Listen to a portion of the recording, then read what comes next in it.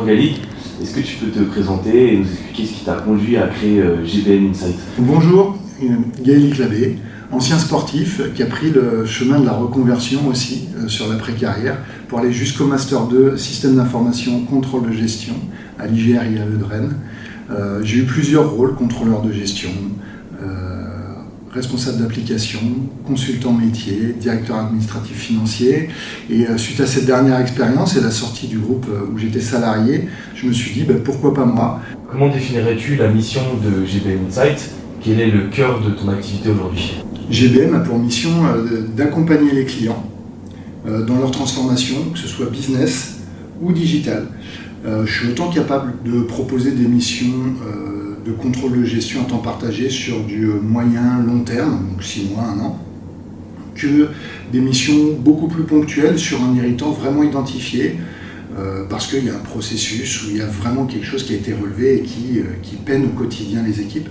Et enfin, je suis aussi intégrateur d'une solution qui s'appelle Zindoc, qui permet de se transformer sur les processus internes. Tu nous as parlé du coup de Zindoc.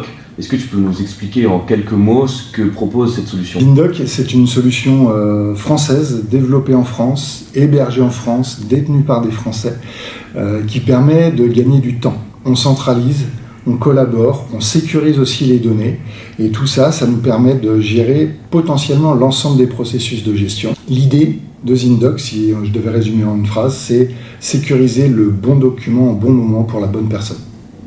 Quels résultats observent vos clients lorsqu'ils adoptent une solution comme Zindoc ou les accompagnements de GBM Insight?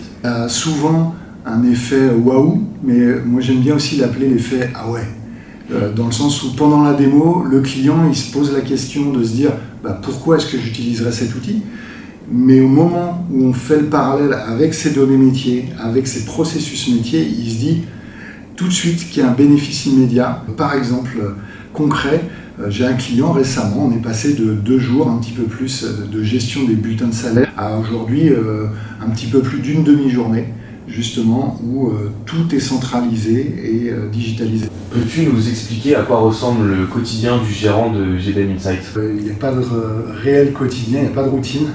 Moi, j'aime avoir ce côté proximité en lien avec mes valeurs et m'engager pour mes clients, que ce soit la sécurité, un garage, une association, une société d'emballage ou une société de service. Et effectivement, j'essaye de répondre à tous mes engagements du mieux possible.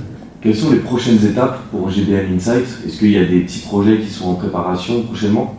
Mon objectif pour 2026, va être de continuer à diversifier les clients, mais aussi les territoires, d'être capable d'accompagner n'importe quelle organisation, peu importe sa taille, dans la transformation de son quotidien.